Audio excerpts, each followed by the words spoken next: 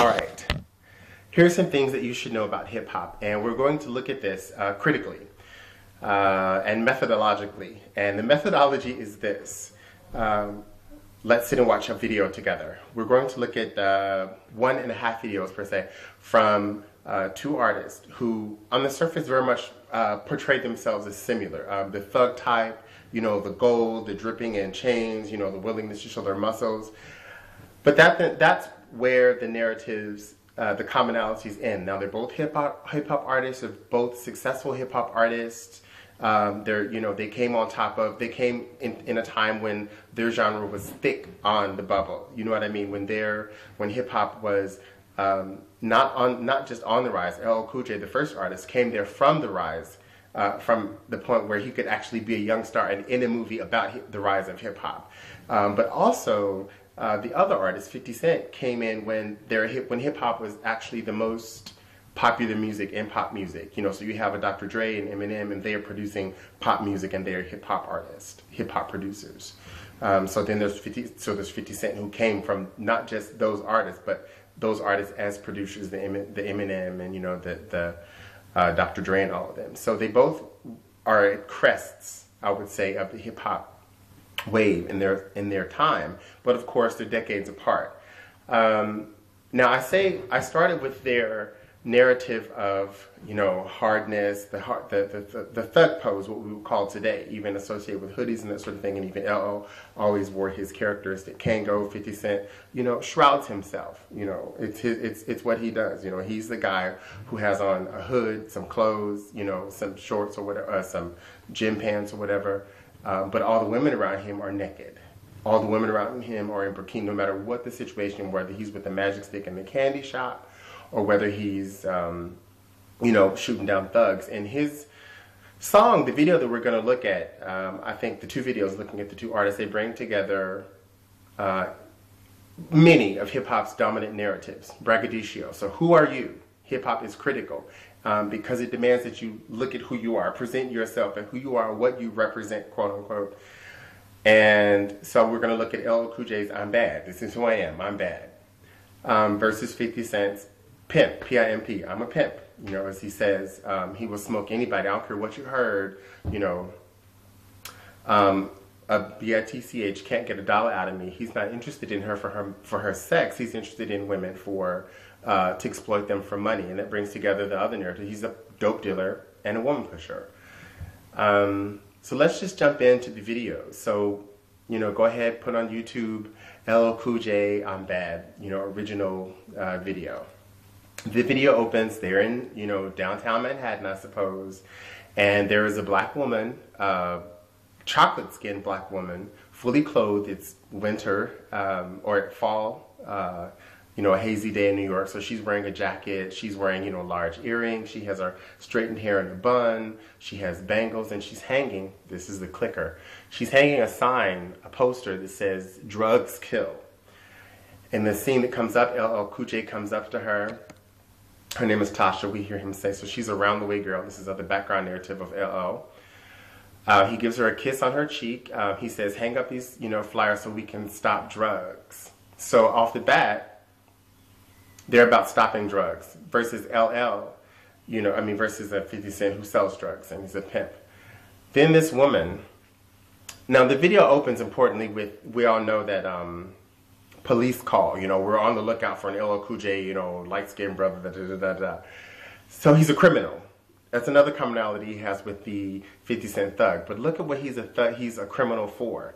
His girlfriend and he are hanging up posters that say "Drugs Kill," and they're going to have some event that the video is about. Now we're listening to the lyrics, and he's just saying, "I'm bad, I'm all that, I'm the best MC." He's got, and the thing is, he's got some quite fat rhymes in this song. But the video is about the anti-drugs. And so in this scene where, just this opening scene where they're hanging up the posters, that's their crime. And his girlfriend gets kidnapped by what we will later find out are stereotypical Italian mafioso types, also known as the mafia, the gangs, the gangsters. These are the original gangsters. So LL Cool J, his girlfriend has been kidnapped by the original gangsters. So that's all we've seen so far in the video. He's anti-drugs, and these gangsters, the ones that 50 Cent says that he is now, are the enemy. We see another black woman, fully clothed. She's dancing next to the DJ. We see his scratches, so we even see close-ups of the DJ. And we know that LL Cool J and his DJ cut creator are partners. He always raps about his DJ. So his DJ is very much a part of the act, just like it was with Run DMC. Sorry, I had to show some props. There are no women dancing around. In fact, LL Cool J has his shirt open. Like James Brown, he has a guy standing next to him, attending to him, takes his jacket from him. We see another black woman. LL Cool J now, compared to her, she has on jeans, a conservative button-down shirt, a black jacket. He's the one who's the sex signal, the sex symbol in that instance, not the woman. So it's quite reversed. And then, we see him, he's rocking his hips. He's not staying there hard. He's actually getting down. Now, if you think about Jingling Baby, where he really gets down, you see this continuous narrative. It's not just that the woman is the sexualized object, but he also, in a sense, offers himself.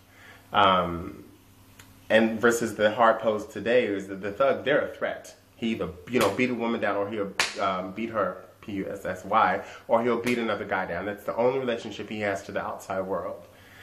So here we see LL Cool J, now characteristic of that time, and Run DMC had it too, the thick gold chains. Now, at the time, we were just talking about, these guys are in chains, and they're wearing chains, and, we're supposed to, we're the freed slaves, and so we freed ourselves. We've been emancipated, and we've also fought passively for rights. And so to see black men wearing chains is critical. You have to look at it. It's important to try to interrogate what that means. Why specifically chains, and why specifically adornment? Now, we know that part of the braggadocio is that of hip-hop narrative is that you show some sort of wealth. Now, recall now, especially with Biggie and Puffy and all those through the 90s when hip-hop just took over popular music. She says LO is bad, and that was a funny moment. But when hip-hop took over, I'm going to pause the video at 3:49. So when hip-hop took over as the most popular form of contemporary American music by the mid-90s, there was the Biggie rapping about the goods. I got Prada, Gucci, all this stuff, and that's continued with the Foxy Brown, who still does it, through the Beyonce, who she'll upgrade you, and all the brands that they label in that. LL Cool J, as we all know, is famously just about a few brands. Now, this is also early in that branding, so it also reflects this time, but he has continually not endorsed, just randomly products. He's continually not just stated that who he is being bad, and who the woman says he is. In that instance, she's tied up. The mafia has her tied up. She is been kidnapped by these guys who say, hey, you guys are stirring out a lot of trouble with this anti-drug stuff. And so they're the enemy, right? And she says, I'm going to get out of here because LL Cool J is bad. So remember when bad meant good? And in this video, what he's saying is he is for the people. Now, if we look at LL Cool J, we want to see who are the people. Is he just talking about black people, black power? Well, if we look at this video, but the other video that I mentioned, Jingling Baby, that is even more clearly against the corporation and the commercialization of hip-hop music. That video opens with him, slamming the phone on his producer, who says, you gotta do this other gig, you gotta do this other gig, you gotta, just continually reproduce fame. L famously hangs up and goes to a house party where, again, all the women are clothed, and he's the one who's shaking around. But if you look at this video, and if you look at that video, and continually look at some of his most critical videos, it's about inclusiveness. So that's who the people are. You talk about who are the people that he's defending, standing up for. Who is he so-called representing? Who is he witnessing and therefore testifying for? And that's the other important trope of hip-hop. It's not just your braggadocio and that you have the battle rap to challenge other MCs, but this witnessing and testifying, this talking about like life as you know it. Who are you? What are your experiences? The remix. What music did you listen to that you can spin and remix into something even more to give it, you know, in a sense, what ancestors, what cultural references, what you know, what stories have you heard that have informed you, that inform this critical narrative that you're telling us about.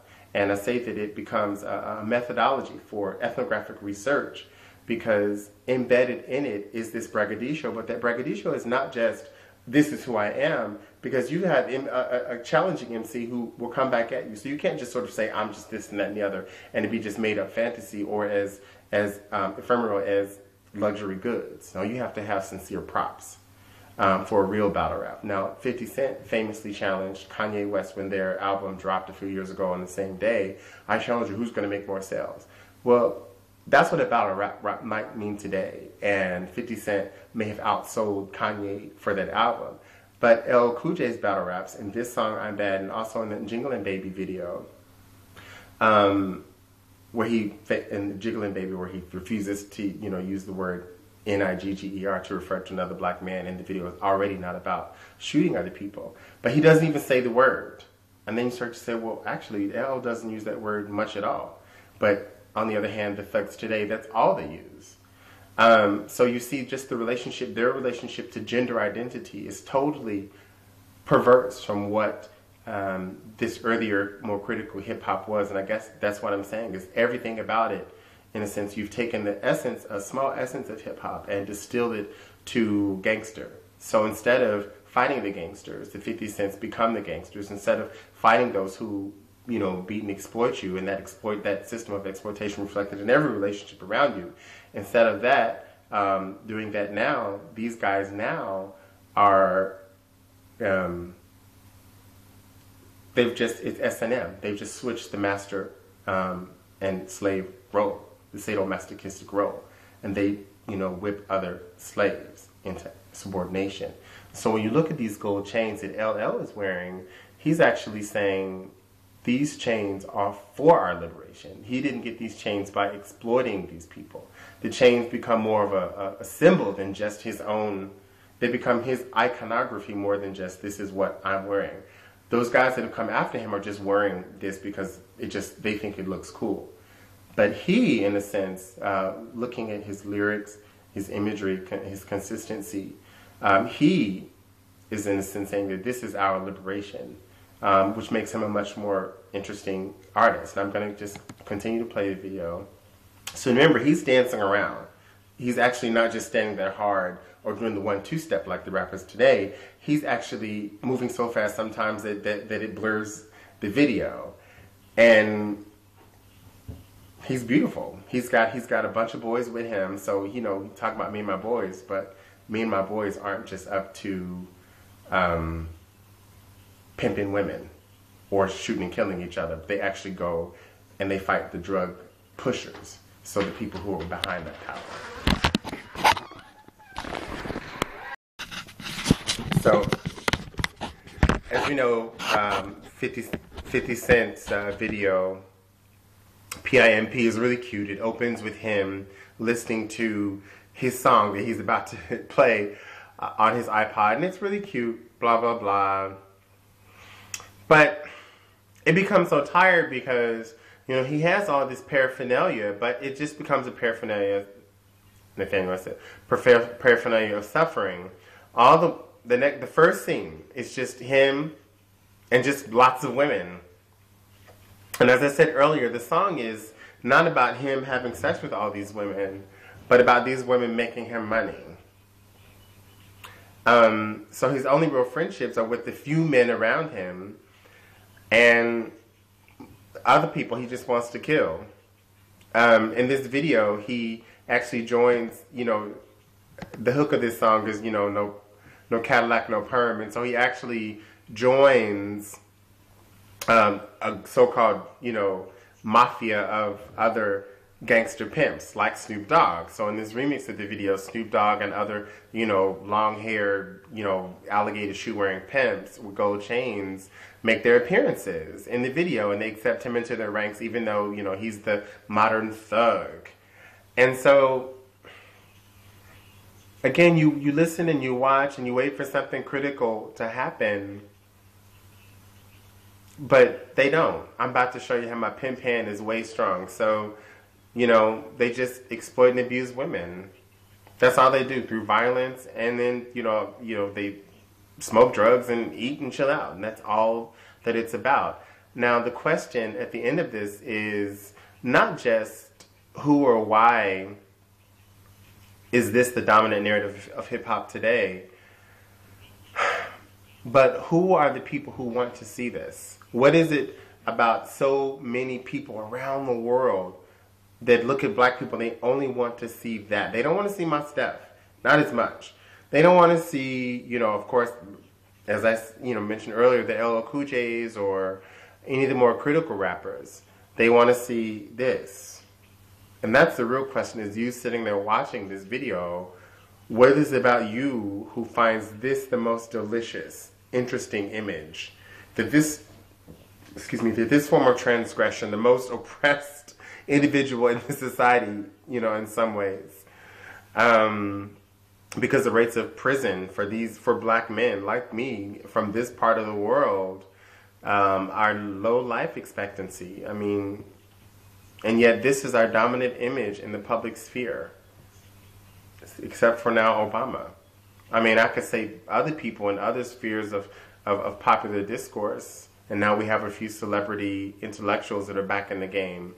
But not since Martin Luther King, have there been so many visible black men with a positive image as there are now in the era of Obama. And not just Obama, but even just to see an Al Sharpton on television now with his James Brown pimped out, hair. But see, that's again, his hair is not just about being pimped out, but James Brown told him, hey, you just gotta look pretty so these people don't get so scared. And so, just like that gold chain with LL, it becomes a critical performance. It's not just I'm pretty. I'm pretty, and I just can spin like crazy. I'm not just a consumer. He's saying in this identity at PIMP that we are not, and that's where it comes in. You identify with that as a consumer. We just hedonistic consumerism, as Bell Hooks says, at its best or worst, depending on how you look at it. But then consider why early hip hop was so totally different. And for a fan, we got to keep bouncing. And I love this music, but that's what it is. Peace out.